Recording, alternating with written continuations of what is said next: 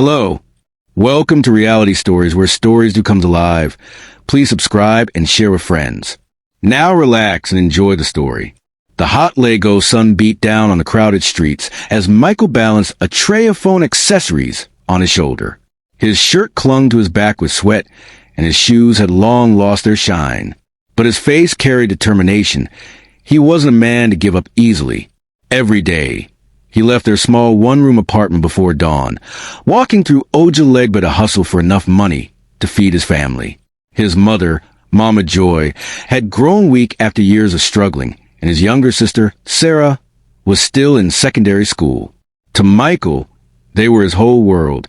That evening, after a long day of chasing customers and dodging impatient Danfo drivers, Michael stopped by a small garden near Victoria Island. It was his quiet spot. And today, she was waiting for him. Grace. She stood out like a diamond against the dusty Lagos air. Her dress was simple but elegant, her hair tied neatly behind her head. She came from a wealthy family, but she didn't carry herself with pride. She was gentle, soft-spoken, and warm. "Michael," she said softly as he approached, her eyes lighting up. "You look tired again. Did you even eat today?" He chuckled, lowering the tray and sitting beside her on the stone bench. "Eat? My sister ate. That's enough for me. You know me now."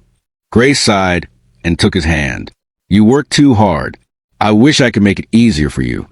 Michael stared into her eyes, his heart beating faster. "Just seeing you makes everything easier.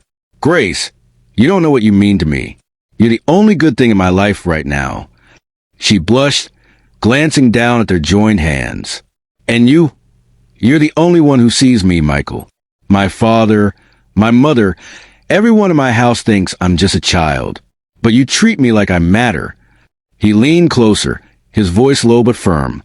"You do matter. More than anything. Grace, I know I have nothing now, but I promise you, one day I'll give you a better life. A house, a car, everything. You won't regret loving me." Her eyes watered. "Michael, I mean it," he continued, squeezing her hand. "No matter how hard it gets, no matter what anybody says, I'll fight for you. I'll make sure one day we stand side by side, proud of what we built." Grace placed her head on his shoulder, closing her eyes. "Then I'll wait. I don't care about the money. I just want you." In that moment, the noise of Legos faded away. The honking cars, the shouts of street hawkers, even the distant music from a roadside bar. None of it mattered. It was just the two of them, holding on to a fragile dream in a city that didn't care. Michael kissed the top of her head. "I promise you, Grace. No matter the cost, I'll give you a future." 2 weeks later, Michael found himself standing nervously outside a large, cream-painted mansion in Lekki. He wiped his sweaty palms on his trousers, his heart thumping. Grace had begged him not to, but he insisted. "I need to face your father," he had told her. "If I want to marry you one day, I can't hide. I need him to see I'm serious." Inside, the cool air of the mansion was a sharp contrast to the hot street outside. Grace's father, Mr. Thompson, sat in a leather chair in the living room, scrolling through his tablet. He was a tall, commanding man with sharp eyes that seemed to pierce through anyone who dared to stand before him. Grace sat nearby, her hands folded tightly on her lap, her face pale with worry. Michael cleared his throat. "Good evening, sir." Mr. Thompson barely glanced at him. "Evening. You're Michael, right? The boy from Suralere." Michael swallowed hard. "Yes, sir. And you're the one distracting my daughter when she should be focusing on her future?" Grace quickly spoke up. "Daddy, please, he's not." "Quiet, Grace," Mr. Thompson snapped. His gaze turned coldly to Michael. "So, tell me, young man, what exactly do you want from my daughter?" Michael stood tall, though his legs trembled. "Sir, I love Grace. I don't have much now, but I work hard every day. I may not have riches, but I have determination. One day, I'll give her a good life." Mr. Thompson scoffed. "Love? Determination? You think my daughter will eat love for breakfast? You think determination will pay for her clothes, her education, her future? Young man, you and I live in different worlds. Don't deceive yourself." Grace's voice cracked as she begged, "Daddy, please." But Mr. Thompson cut her off again. His words sliced through the room like a knife. "If you marry that boy, Grace, forget about me. Forget about this house. Forget about the comfort you're used to. I will cut you off completely. No money, no inheritance, nothing." The silence was heavy. Grace's eyes filled with tears. Michael's fists clenched at his sides, his jaw tight. Finally, Michael spoke. His voice was calm but firm. "Sir, I didn't come here to beg for money. I came here to tell you my intentions. I love your daughter, and one day I'll prove myself worthy of her. You may not see it now, but I will not give up." Mr. Thompson laughed bitterly. "We'll see. But hear me well. If you don't leave her alone, you'll regret it." Grace burst into tears and ran from the room. Michael turned to follow her, but stopped. He looked directly at Mr. Thompson, his eyes burning with determination. "You can take everything away from her, sir, but you can't take me away from her heart." He walked out, his heart heavy but his resolve unshaken. Later that night, Michael and Grace met secretly under the same stone bench in the small garden. Her face was streaked with tears, and her voice trembled. "My father will never accept us, Michael. He will destroy me if I choose you." Michael held her hands tightly. "Then I have to do something. I can't let him win. Grace, listen to me. I've decided. I'll travel abroad. I'll work. I'll save. And I'll come back with enough to prove him wrong. When I return, I'll marry you and no one will stop us." Grace gasped, fear filling her eyes. "Abroad? For how long?" "Just 1 year," he whispered, brushing her cheek with his hand. "1 year of sacrifice for a lifetime of happiness. Will you wait for me?" Tears rolled down her face as she nodded. "Yes, Michael. I'll wait. I'll wait no matter how long it takes."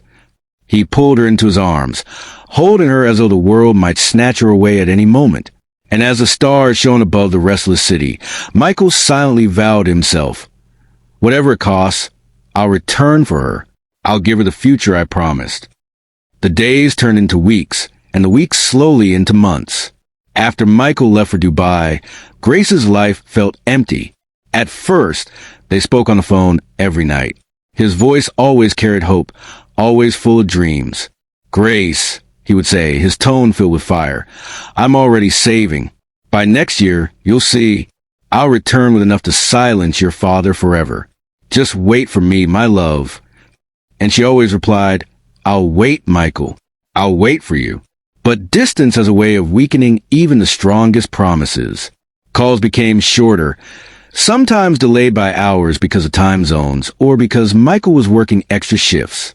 Grace would sit by her window late into the night, clutching her phone, longing for his voice. It was during one of these lonely nights that Richard entered her life in a way she never expected. Richard, Michael's elder brother, was different from Michael. Where Michael was calm and humble, Richard was confident, charming, and bold. He worked as a car dealer and always seemed to have money in his pocket. He often checked on Mama Joy and Sarah, helping with little things while Michael was away. One evening, Grace visited Michael's family house in Surrey to see Mama Joy. Richard opened the door with a broad smile. "Grace, you're welcome. Michael is lucky and a fine girl like you still remembers us while he's away." She smiled politely. "Mama asked me to bring some foodstuffs. How is she today?" "She's resting," Richard replied, taking the bag from her. Come in, come in." Inside, they chatted for a while.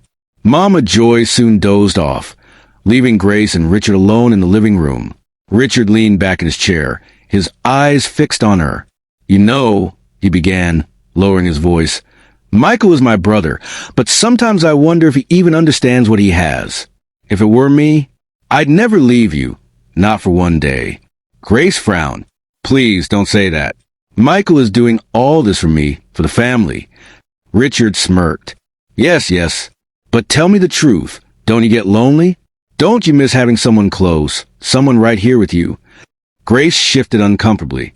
"Richard, I don't want this conversation." He leaned closer, his tone persuasive. "I can see it in your eyes. You're strong, Grace, but you're human. And I've always admired you." Before she could react, Richard placed his hand over hers. Grace pulled back instantly. "Stop it," she whispered fiercely, glancing toward Mama Joy's room. "This is wrong. Michael is your brother." Richard leaned in further. His voice dropped to a whisper. "Nobody has to know. One night, just one mistake. Nobody will ever find out." Grace's heart raced. She stood up, shaken, and rushed out of the house, her mind spinning. That night, she cried herself to sleep, guilt pressing heavily on her chest, even though she had done nothing yet. But Richard was relentless.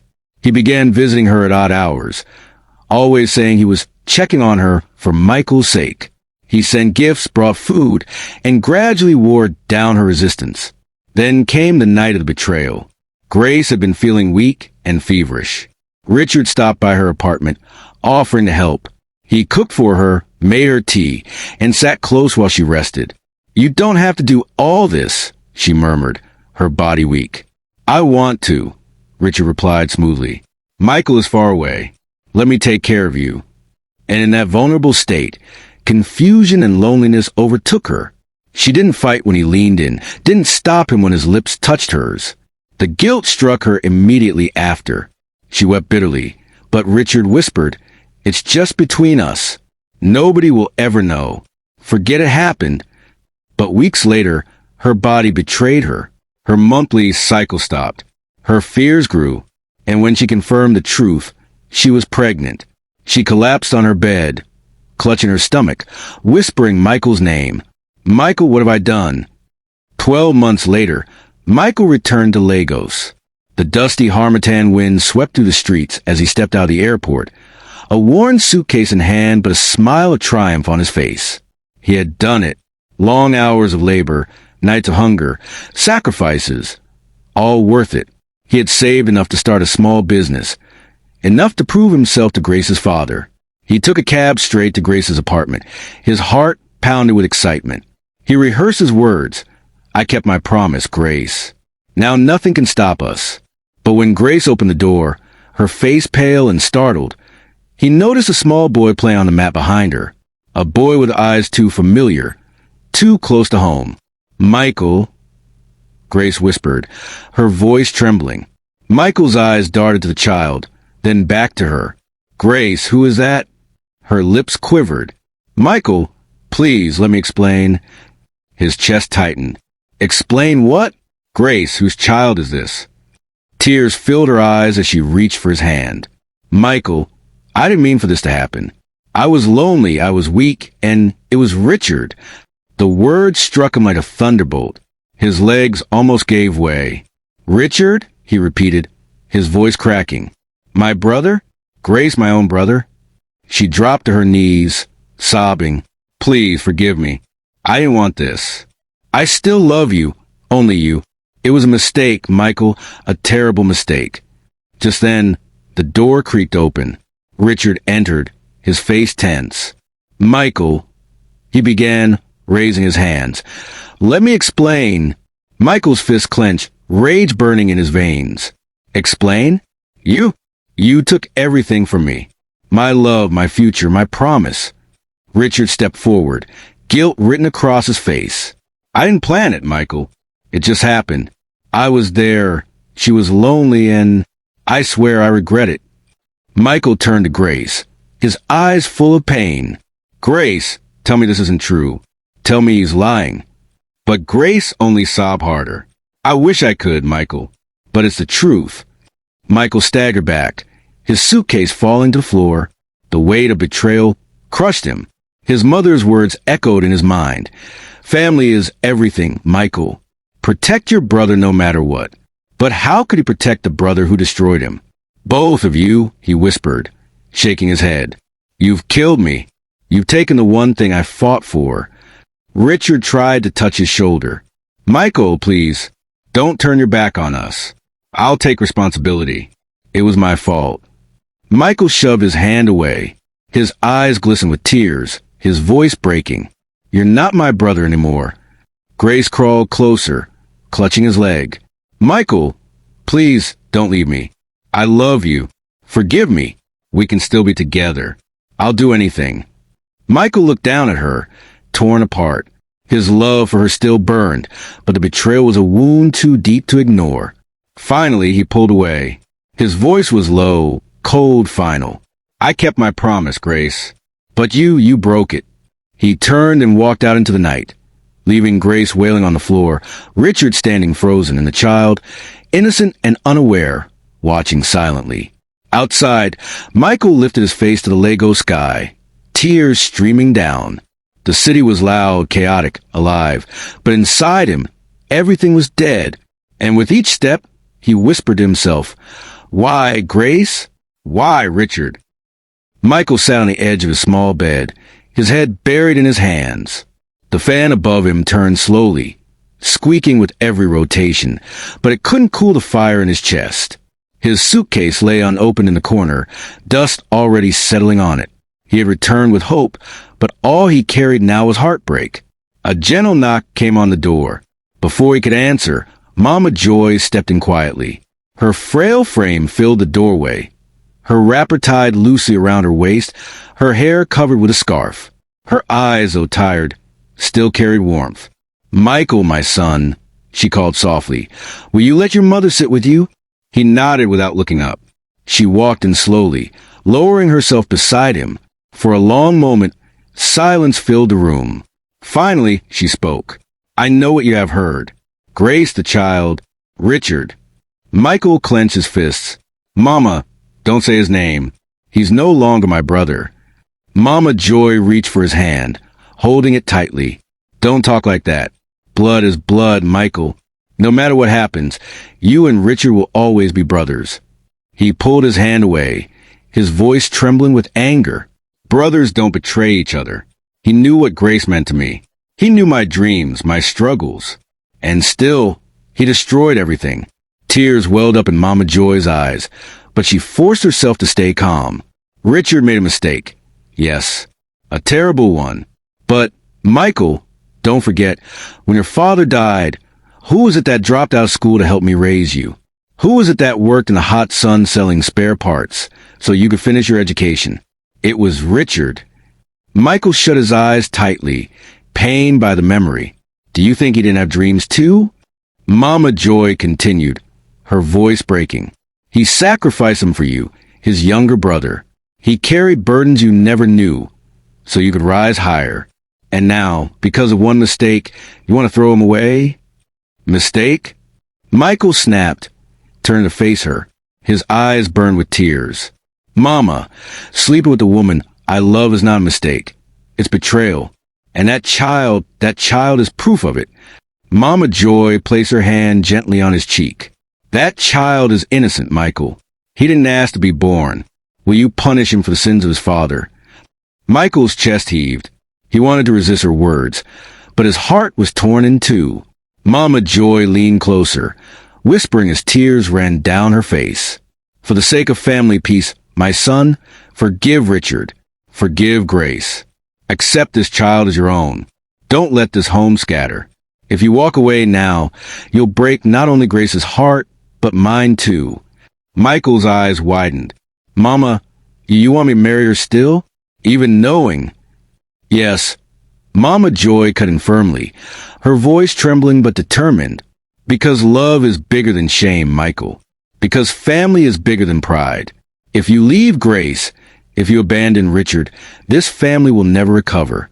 Please, my son, do this for me. Michael turned away, tears spilling freely.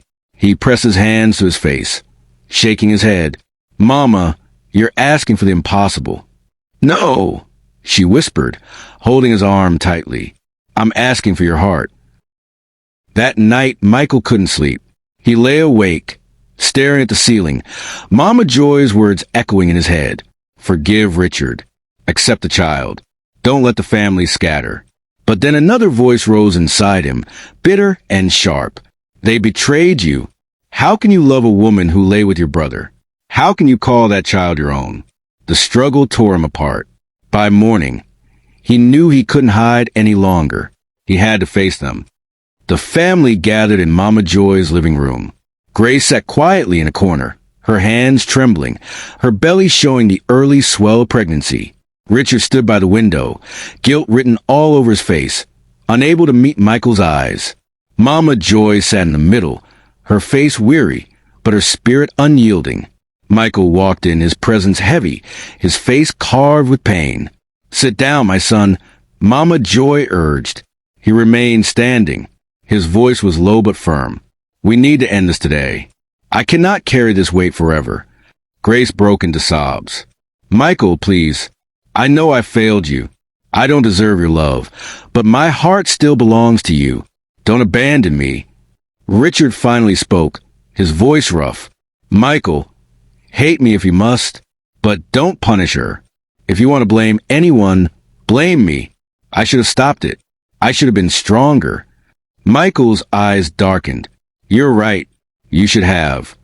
Silence fell. Then Mama Joy leaned forward, her voice urgent. "Michael, listen to me. You have two paths. One will bring pain to this family.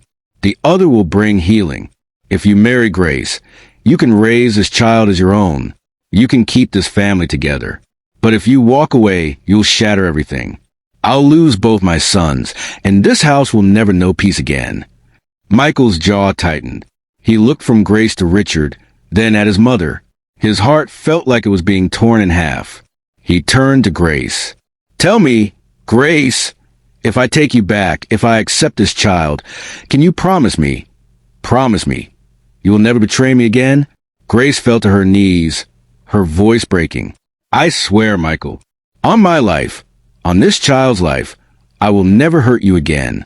Just give me one more chance." Michael's eyes shifted to Richard. "And you, brother, can you live with yourself, watching me raise your child?" Richard lowered his head in shame. "If it means peace, yes, I'll live with it." Michael's chest rose and fell rapidly. He turned to Mama Joy, who looked at him with pleading eyes. "My son," she whispered, her hands trembling. "Choose peace. Choose forgiveness. Do this for me." Michael closed his eyes, tears streaming down his face. He felt trapped between love, betrayal, and duty. Finally, he spoke, his voice hoarse. "If I marry Grace, I will never forget what you both did. I can forgive, but the scar will remain. If I walk away, I lose everything I love. Either way, my heart is broken." He fell silent. The room seemed to hold its breath. Then, slowly, Michael sank into a chair, burying his face in his hands. "I don't know if this is strength or weakness," he whispered. "But for you, Mama, I will stay. I will marry her. I will raise this child. But don't ever ask me to forget." Grace cried out in relief, crawling to hold his knees. Mama Joy burst into tears, murmuring prayers of thanks. Richard turned away, shame consuming him. But in Michael's eyes, behind the tears and pain, was a deep emptiness. He had made the hardest decision of his life, one that would save his family, but perhaps destroy his soul. Michael lay awake night after night, staring at the cracked ceiling of his room in surreal. Grace's soft cries, his mother's pleading voice, Richard's shame-filled silence. They haunted him. Even when he tried to eat, the food tasted like sand. Even when he tried to smile at Sarah, his younger sister, the pain in his chest crushed him. One dawn, he rose from bed, grabbed his small bag, and walked out without saying a word. By the time the morning sun rose fully, he was already on a bus bound for Abuja. The journey was long, and as the bus rattled along the highway, Michael pressed his head against the window, watching the trees blur past. Maybe distance will heal me, he thought. Maybe in a new city I can find myself again. When he arrived in Abuja, the capital felt different from Lagos. The wide roads, the tall buildings, a calm atmosphere. It was another world. But even in the newness, Michael carried his wounds.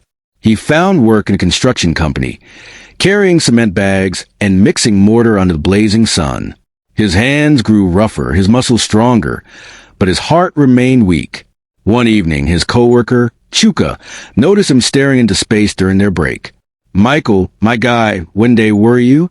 Chuka asked, sipping a bottle of cold soda. Michael forced a smile. "Nothing, just tired." Chuka laughed. "You day lie. I day see am for your eyes. Now woman matter, ABI? Michael's smile faded. He looked away. Something like that. Chuka clapped his back. Forget her, my brother. Abuja get plenty women. Work hard, make money, and everything go follow. Michael nodded silently, but deep inside he knew it wasn't that easy. Grace's face never left his mind. Every time he lifted a heavy block, every time he collapsed into bed, he saw her. Her tears, her voice begging him not to leave. They lived inside him like a shadow. Years passed. Michael rose from a laborer to site supervisor, then to project manager. He saved his money, invested in small businesses, and step by step, he built a new life. He bought a modest house in Gorimpa, started dressing sharply, and began to earn respect in Abuja's business circles. People now called him Mr. Michael, but at night, when the city was quiet, he still lay awake, staring at the ceiling. The success in his bank account didn't erase the emptiness in his heart. Grace, he whispered sometimes, his chest heavy, why did you do this to me? It was a cool Saturday evening when Michael attended a charity gala at a 5-star hotel in Maitama. The hall was filled with Abuja's wealthy elite. Politicians, business moguls, celebrities. Michael had been invited as a sponsor. He wore a tailored black suit, his beard neatly trimmed, his presence commanding. He shook hands, exchanged smiles, and posed for photographs. On the outside, he looked every bit the successful man. On the inside, he was still the boy from Suralere carrying scars. As he stepped away from a conversation with Senator, something tugged at his trouser. He looked down and saw a little boy. The boy couldn't have been more than 6 or 7. He had curly hair, bright, curious eyes, and a smile that lit up the room. "Hello, sir," the boy said politely, his voice soft but confident. Michael smiled. "Hello. What's your name?" "Daniel." The boy replied quickly. "What's yours?" Michael chuckled. "Michael. Nice to meet you, Daniel." Daniel grinned, showing tiny white teeth. Then, without warning, he wrapped his small arms around Michael's leg. Michael froze. Something inside him stirred, a strange warmth he hadn't felt in years. He knelt down slowly, looking into the boy's eyes. "Why did you hug me?" he asked gently. Daniel shrugged. "I don't know. You just look safe, like someone I know." Michael's chest tightened. He reached out and ruffled the boy's hair. "You're a funny one." "Daniel." A familiar voice called sharply from behind them. Michael turned, and his heart stopped. Grace stood there. Her gown shimmered under the golden lights, her hair styled elegantly, but her face was pale as she stared at him. Time seemed to freeze. "Michael," she whispered, barely audible. He stood slowly, his hands trembling. "Grace." For a long moment, they just stared at each other. The years between them dissolved, but the wounds remained. Daniel looked up, confused. "Mommy, you know him?" Grace swallowed hard, her eyes glistening. "Yes, Daniel. I know him." Michael's gaze darted between her and the boy. His voice was rough, breaking. "He's your son?" Grace's lips trembled. "Yes, my son." Michael staggered back slightly, his chest heaving. "So it's true. You had his child." Grace reached out, her voice shaking. "Michael, please, it's not what you think." "Not what I think." He cut her off, anger flashing in his eyes. "Grace, I left everything, I sacrificed everything, and when I returned, you gave me this." Daniel blinked, looking between them, sensing the tension. "Mommy, what's wrong?" Grace quickly crouched and pulled her son close. "Nothing, my love. Go to Auntie Ngozi over there. Please." The boy hesitated, then walked away slowly, still glancing back at Michael. The moment he left, Grace turned back, tears spilling. "Michael, listen to me. I never stopped loving you. Not for one day." Michael shook his head, his voice breaking. "If you loved me, you wouldn't have chosen him. You wouldn't have done this to me." Grace stepped closer, desperate. "You don't understand. That night, I was weak. I was alone. I made a mistake, Michael. But it doesn't change the truth." He frowned. "What truth?" Her tears fell harder. "Daniel may not even be Richard's son. I didn't tell you then because I was afraid. But Michael, he could be yours. The words hit him like thunder. What? Grace nodded quickly. Yes, I swear. After you left, before Richard, there was one night, Michael, the night before you traveled. Do you remember? That night we held each other. Michael's breath caught. He remembered. Vividly. His knees felt weak. He looked toward Daniel, who was now laughing across the hall, his smile wide, his eyes sparkling. And suddenly Michael saw himself. His voice trembled. Are you saying Daniel might be my son? Grace wiped her tears, her voice breaking. Yes, Michael. That's why I prayed you would come back one day. To know him. To know us. Michael's whole body shook. His heart raced with anger, hope, fear, and love all at once. He turned his face away, whispering to himself, My God, what do I do now? For days, Michael couldn't think straight. At work, he signed contracts absent-mindedly. At home, he sat alone in the dark. He avoided calls, even ignored his mother's messages. Everywhere he turned, he saw Daniel's smile. Every laugh, every curious question the boy asked that night at the gala, replayed in his head. He's mine. My son. But then Grace's tear-stained face appeared in his memory, and rage returned. How can I take back a woman who broke me? One evening, his mother finally came to Abuja. She found him sitting in his living room, his shirt unbuttoned, his eyes red from sleepless nights. My son, she said softly, sitting beside him. Why are you punishing yourself? Michael sighed, his voice hollow. Mama, Daniel is mine. The test says so. But to take him, I must also take Grace. And that is a wound I don't know how to heal. His mother touched his hand gently. Michael, I know Grace wronged you. But remember, love is never easy. Life is never straight. Sometimes, the hardest roads lead to the sweetest destinations. Michael shook his head, bitter. How can I forgive her betrayal? His mother looked deep into his eyes. Because forgiveness is not about her. It is about you. If you let anger rule you, you will lose twice. You will lose Grace, and you will lose Daniel too. Michael's throat tightened. But Mama, if I take her back, people will laugh at me. They will call me weak.